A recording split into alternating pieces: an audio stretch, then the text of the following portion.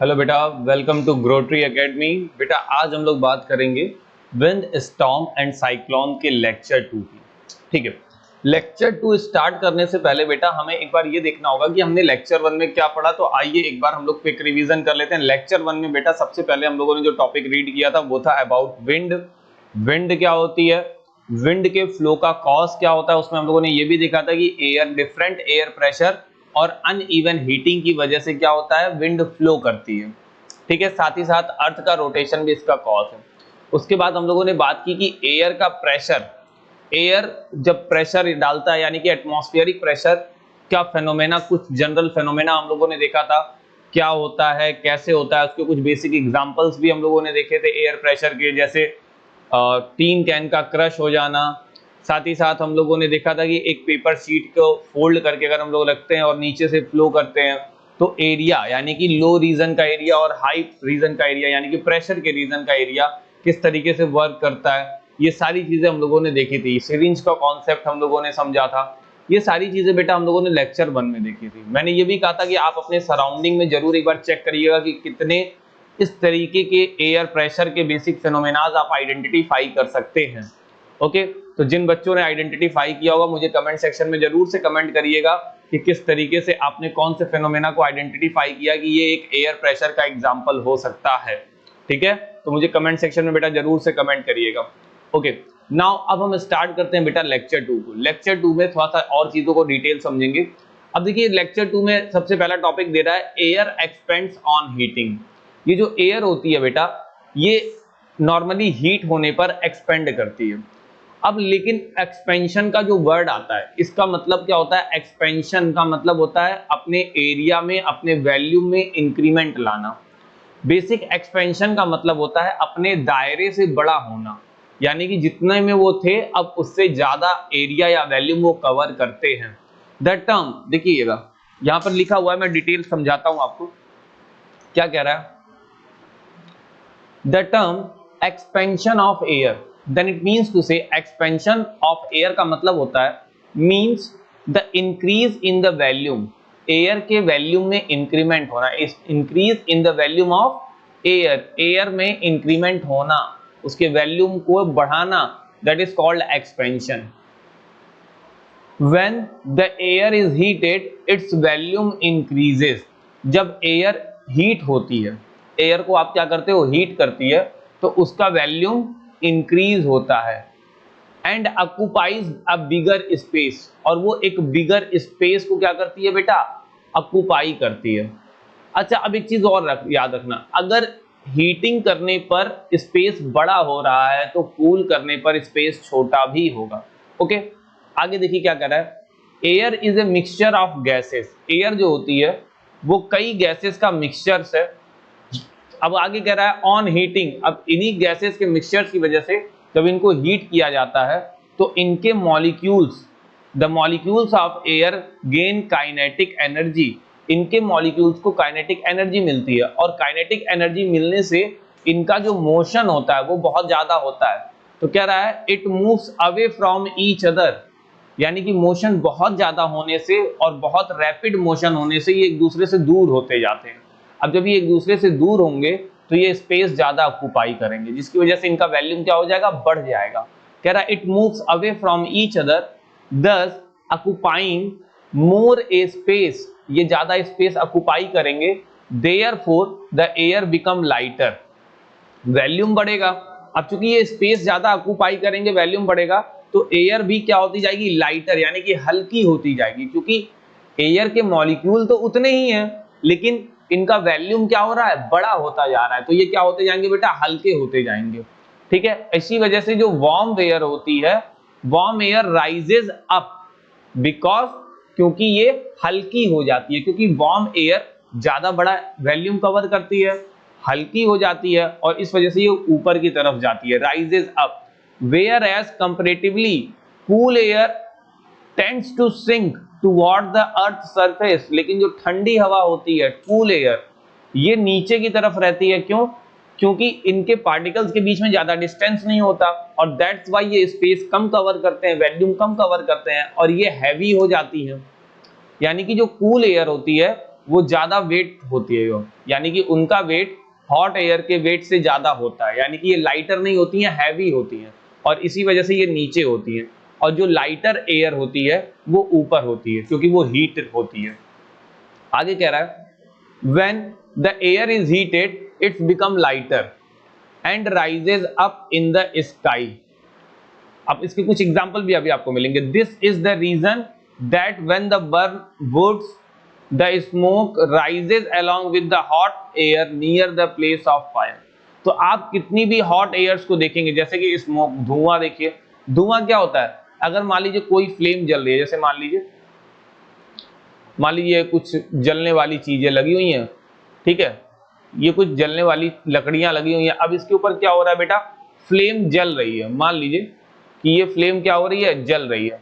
तो यहां से जो धुआं निकलेगा बेटा, वो धुआं किधर की तरफ निकलता है, ऊपर की तरफ जाता है। धुआं कहां जाता है बेटा, ऊपर की तरफ जाता है, नीचे की तरफ नहीं आता है ना धुआं, ऊपर की तरफ जाता है। क्यों, क्योंकि ये जो धुआं है, ये जो स्मोक है, ये हॉट स्मोक है और हॉट एयर है एक तरीके से। तो ये किस तरफ जाएगा बेटा, अपवर्ड डायरेक्शन में जाता है, और कूल एयर नीचे, क्योंकि ये हॉट है, पहली चीज। दूसरा, हॉट होने के साथ साथ ये लाइटर भी है, हल्की भी है, क्योंकि इसके पार्टिकल काफी दूर दूर होते हैं, दैट्स वाई ये कहां भागती है, ऊपर की तरफ भागती है। ठीक है, अच्छा, अब इसका कुछ एग्जांपल्स हम लोग समझ सकते हैं, प्रैक्टिकल हम लोग घर पे करके इसका देख सकते हैं। क्या प्रैक्टिकल्स हो सकते हैं, देखिएगा इसका एक प्रैक्टिकल आपको यहां दिखाई दे रहा होगा। इस फिगर को अगर आप ध्यान से देखेंगे तो आपको इसका प्रैक्टिकल समझ में आ जाएगा कि इस प्रैक्टिकल में हो क्या रहा है फाइनली। देखिएगा, आपको 2 बॉटल लेनी है और उस बॉटल के माउथ पर आपको बलून को लगा देना है। आपने क्या किया, बॉटल के माउथ पर बलून को लगा दिया। आपको यहां दिख रहा होगा कि ये बॉटल, और आपने यहां माउथ पर क्या कर दिया, बलून को लगा दिया। एक बॉटल ये है और साथ ही साथ एक बॉटल ये है, यहां पर भी आपने लगा दिया। ठीक है, आप चाहे एक ही बॉटल से एक्सपेरिमेंट कर सकते हैं, कोई जरूरी नहीं है 2 बॉटल लेना, आप एक बॉटल से एक्सपेरिमेंट कर सकते हैं। अभी आप क्या कर लीजिए, नीचे देखिएगा एक बाउल लिया गया है, बाउल में गर्म पानी, बाउल में पानी है, ये एक बाउल है, आपको दिखाई दे रहा है। बाउल में पानी रख लिए हैं और इसके ऊपर फिर इस बॉटल को डाले हैं। ठीक है, क्योंकि बॉटल का डायरेक्ट कांटेक्ट आप फ्लेम से नहीं करवा रहे हैं।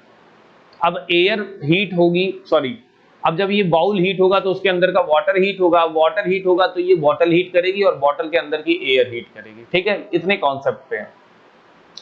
अब आप क्या करेंगे कि आप नॉर्मल पानी में इसको डाल देंगे और देखेंगे कि इसके ऊपर कोई इफेक्ट नहीं पड़ रहा है, यानी कि बलून फूल ही नहीं रहा है। ठीक है, नॉर्मल पानी लिया और इस बॉटल को उस पानी वाले बाउल में डाल दिया, तो देखेंगे कि आपका बलून एज इट इज ऐसे ही पड़ा हुआ है, कोई इफेक्ट नहीं आ रहा है। लेकिन इस बार आपने बर्नर पे रख के इसमें क्या कर दी, फ्लेम लगा दी, तो आपको यहां दिखाई दे रहा होगा, ये देखिए यहां पर फ्लेम जल रही है। ठीक है, ये फ्लेम जलती हुई आपको दिखाई दे रही है, समझ में आ रहा है। तो नीचे फ्लेम जल रही है। अब जब ये फ्लेम जलेगी तो ऊपर का पानी क्या होगा, हॉट होगा, पानी गर्म होगा। अगर पानी गर्म होगा तो ये बॉटल गर्म होगी, और बॉटल के अंदर की क्या होगी बेटा, एयर भी गर्म होगी, इसके अंदर एयर जो होगी वो भी गर्म होगी। अब जब एयर इसकी हीट होगी तो एयर के पार्टिकल्स किस तरफ मोशन करेंगे बेटा, ऊपर की तरफ मोशन करेंगे। तो ये सारे के सारे एयर पार्टिकल जब ऊपर की तरफ मोशन करेंगे तो ये बलून, अब चूंकि एक्सपेंडेबल है, ये फैल सकता है, तो ये एयर कहां जाएगी बेटा, ऊपर की तरफ, एक्सपेंड करने की तरफ क्या करेगी, इस बलून को क्या कर देगी, फैला देगी, यानी कि बलून में एयर फिल होना स्टार्ट कर देगी, जिसकी वजह से ये बलून क्या हो जाएगा, थोड़ा सा फूलना स्टार्ट हो जाएगा। तो बहुत ज्यादा नहीं फूलेगा, लेकिन आपको एक डिफरेंस जरूर नजर आएगा कि जब हॉट एयर थी तो ये बलून थोड़ा सा एक्सपेंड हो रहा था, लेकिन जब कूल एयर थी तो बलून कुछ भी एक्सपेंड नहीं हुआ। ठीक है, तो इसका मतलब मैं ये कह सकता हूं कि जो हीटेड एयर होती है वो एक्सपेंड करती है, जो हीटेड एयर होती है बेटा वो क्या करती है, एक्सपेंड करती है, जो कि आपको इस एक्सपेरिमेंट से एकदम क्लियर ही हो जाएगा। तो आप इसका एक्सपेरिमेंट घर पे बहुत ही आराम से कर सकते हैं, लेकिन याद रखें आप जितने भी एक्सपेरिमेंट करें आप घर के गार्जियनशिप में एक्सपेरिमेंट करें, जिससे आपको कोई भी नुकसान ना हो। घर के गार्जियंस को हमेशा साथ में रहना चाहिए आपके, आप कोई भी एक्सपेरिमेंट करिए। ठीक है बेटा, आगे बात करते हैं। तो यहां से ये चीज तो प्रूव हो गया कि एयर जब हीट करती है तो एक्सपेंड करती है। ठीक है, आगे हम लोग बात करते हैं विंड के करंट की। तो विंड के करंट का मतलब किस तरीके से विंड फ्लो होती है, इसको बस हमें इतना समझना है, यही होता है विंड करंट। ठीक है, आइए इसको थोड़ा सा समझते हैं क्या कह रहा है। The wind is the movement of air which depends on the differences in the pressure in the two region. ये आपको तो पता ही है, पहले भी आप पढ़ चुके हैं कि विंड प्रेशर पे डिपेंड करता है। आगे, air moves from the region of the high pressure to the region of the low pressure in the atmosphere. Air high pressure से लो प्रेशर की तरफ आती है, इतना भी आपको पता है। This difference in the air pressure is created uneven heating और unequal heating on the earth. अब ये जो हाई प्रेशर और लो प्रेशर बनता है, इसका रीजन होता है अनइवन हीटिंग। अनइवन हीटिंग, अर्थ के अनइवन हीटिंग, कहीं पर टेम्परेचर अर्थ का ज्यादा है, कहीं पर अर्थ का टेम्परेचर कम है। तो अर्थ का टेम्परेचर जहां ज्यादा होता है वहां पर लो प्रेशर का रीजन बनता है, और अर्थ का टेम्परेचर जहां कम होता है वहां पर हाई प्रेशर का रीजन बनता है। और प्रेशर हाई और एयर हाई प्रेशर से लो प्रेशर की तरफ जाती है, यानी कि अगर वो हाई प्रेशर से लो प्रेशर की तरफ जा रही है, इसका मतलब वो कोल्ड से हॉट रीजन की तरफ फ्लो होती है। आगे कह रहा है the region where the air is rises an area of low pressure is created. Air अगर राइज कर रहा है यानी कि हॉट एयर है, हॉट रीजन है, तो वहां पे प्रेशर क्या हो जाएगा, लो हो जाएगा। ठीक है, क्योंकि अगर एयर वहां से ऊपर जाएगी तो प्रेशर क्या हो जाएगा, एयर का लो हो जाएगा। So the area of low pressure is created while the region where the air sink, air डूबती है, नीचे आती है, वहां पर हाई प्रेशर का एरिया हो जाता है। ठीक है, और इस तरीके से विंड करंट बनती है, यानी कि करंट की डायरेक्शंस इस तरीके से डिवाइड होती हैं। आगे, अब थोड़ा सा uneven heating between the equator and the pole समझते हैं कि किस तरीके से इक्वेटर और पोल की, यानी कि अर्थ पे ही दो पार्ट इक्वेटर और पोल का होता है, किस तरीके से अनइवन हीटिंग होती है और ये किस तरीके से वर्क करते हैं। थोड़ा सा हमें इनको डिटेल करना होगा। आइए देखते हैं क्या कंडीशन होती है और किस तरीके से ये काम करता है। देखिएगा, पहले आप इसको डिटेल कर लीजिए, समझ लीजिए, फिर मैं आपको फिगर के अकॉर्डिंग यहाँ पे एक्सप्लेन कर दूंगा। देखिए क्या होता क्या है यहाँ पर। देखिएगा, ये फिगर भी है आपका, किस तरह इस फिगर को पूरा हमें अंडरस्टैंड करना है, इस फिगर को हमें कैसे अंडरस्टैंड करना होगा इसको भी हम देखेंगे। ठीक है, लेकिन उससे पहले थोड़ा सा हम इसके थ्योरेटिकल बेस पे आते हैं कि अनइवन हीटिंग क्या होती है, किस तरीके से होती है, इसको समझाते हैं आपको। ठीक है, तो देखिएगा क्या होता है। ओके, देखिएगा क्या कह रहा है बेटा, the region of the earth which is close to the equator of the earth. Earth में इक्वेटर्स और पोल्स होते हैं, तो कह रहा है अर्थ का वो रीजन जो कि इक्वेटर के क्लोज होता है, उसके पास होता है, gets the maximum heat from the sun, तो सन से उसको मैक्सिमम हीट मिलती है। Therefore the air in these region gets warm, और चूंकि हीट होगी तो वार्म हो जाएगी, एंड राइजेज, और ये एयर ऊपर की तरफ चली जाती है, creating an area of low pressure, low pressure का एरिया क्रिएट करती है और एयर ऊपर चली जाती है। The cooler air from the region up to 30 degrees latitude belt on the either side of the equator move or rushes towards the equator and replace the warm rising air। तो जब equator की air ऊपर जाएगी तो इनसे 30 degree के latitude पर, दोनों साइड से 30 डिग्री लैटिट्यूड से जो कोल्ड एयर होगी वो इनकी तरफ रश करेगी, यानी कि लो प्रेशर के एरिया की तरफ रश करेगी, इक्वेटर की तरफ, क्योंकि जो एरिया, जो गैस ऊपर जा रही है उसके स्पेस को ऑक्यूपाई करना ही करना है। This makes the wind of blow from north and south direction, और यहीं से नॉर्थ और साउथ डायरेक्शन से विंड ब्लो होना स्टार्ट कर रही है, टुवर्ड्स द इक्वेटर, इक्वेटर की तरफ। At the poles the air is colder than the latitude about 60 degrees। Poles पे लेकिन क्या होता है कि एयर ठंडी होती है, जिससे कि हाई प्रेशर का एरिया बनता है। Therefore the warmer air moves upward and the colder air rushes in। This make the wind blow from the poles of the earth towards the warmer region up to 60 degree latitude। ठीक है, तो ये 60 degree latitude की तरफ air को blow करती है। अब यहां पर समझिएगा, अब आप इस फिगर को समझिएगा, थोड़ा सा मैं इसको डिटेल भी करूंगा, इस फिगर को थोड़ा सा समझिएगा। देखिएगा क्या कह रहा है, ये अर्थ है, ये 0 डिग्री दिया है, इसका मतलब ये लाइन किसकी है, ये जो लाइन आपको बीच में दिखाई देगी ये वाली लाइन बेटा, ये इक्वेटर की लाइन है। किसकी लाइन है, इक्वेटर की लाइन है। तो आपको ग्रीन लाइन दिखाई दे रही है, ये लाइन इक्वेटर की है, ठीक है। और ऊपर ये जो रीजन दिखाई दे रहा है, ये इतना रीजन पूरा, ये पोल का रीजन है। ये किसका रीजन है बेटा, पोल का। ये पूरा का पूरा रीजन पोल का है, और यही रीजन नीचे का भी पोल का रीजन है।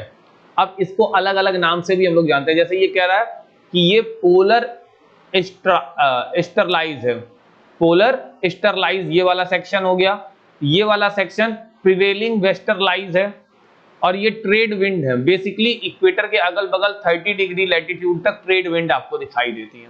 फिर ये प्रिवेलिंग वेस्टरलाइज है जो कि यहां पर हम लोगों ने देखा, और ये पोलर ईस्टरलाइज हो गया, ठीक है। अब देखिएगा, मैंने कहा इसमें सबसे पहले लिखा था कि इक्वेटर पे सबसे ज्यादा गर्मी गिरती है, इससे आसपास की एयर काफी वार्म हो जाती है और ऊपर की तरफ मूव करती है। तो उसके 30 डिग्री लैटिट्यूड दोनों डायरेक्शन से जो एयर होती है वो इक्वेटर की तरफ आती है। तो आपको यहाँ एरोज दिखाई दे रही हैं कि यहां से एरोज इक्वेटर की तरफ फ्लो होना क्या करती है बेटा, स्टार्ट कर देती है।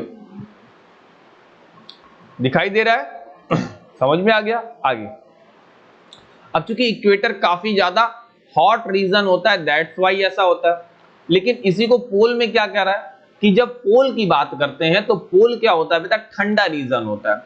पोल पे मिनिमम टेम्परेचर होता है, दैट्स वाई ये रीजन क्या होता है बेटा, एक ठंडा रीजन होता है, काफी ठंडा रीजन होता है, जिससे हाई प्रेशर होता है। लेकिन इसके 60 डिग्री लैटिट्यूड पे देखो, ये भी पोल का रीजन है और ये भी एक पोल का रीजन है। इसके 60 डिग्री लैटिट्यूड पे कंपैरेटिवली प्रेशर हाई होता है, सॉरी प्रेशर लो हो जाता है, क्योंकि यहाँ पर टेम्परेचर कहीं ना कहीं कंपैरेटिवली पोल्स के अकॉर्डिंग ज्यादा माना जाता है, ठीक है। तो यहाँ पर पोल से एयर ब्लो होकर 60 डिग्री लैटिट्यूड की तरफ क्या करती है, ब्लो करती है, ठीक है बेटा। ये इस तरफ क्या करने लगती है, ब्लो करती है।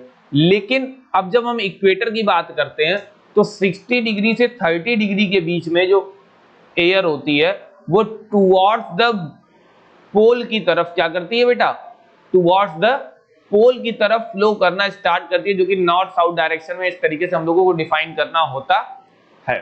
तो यानी कि जो एयर के फ्लो की डायरेक्शन है पूरे अर्थ पर, इस पूरे अर्थ पर जो एयर के फ्लो की डायरेक्शन है, आप उसको इस तरीके से समझ सकते हैं। तो क्योंकि आपको ये भी दिखाई दे रहा है कि ये किसका रीजन हो जाता है, ये इसके नीचे वाला रीजन हो जाता है बेटा पोल का।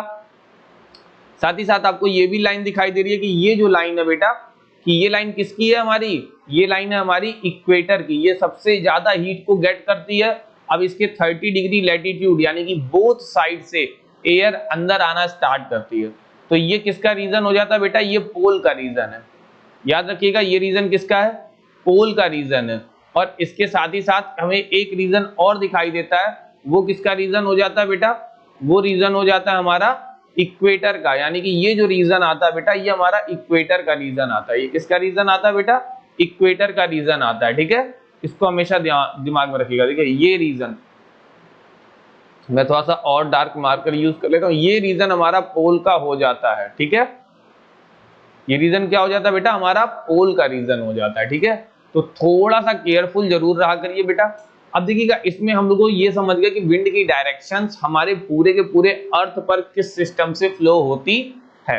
ये चीज समझ में आ गई। आगे देखते हैं बेटा, आगे क्या कर रहा है, देखिएगा आगे बात कर रहा है uneven heating of the land and water की।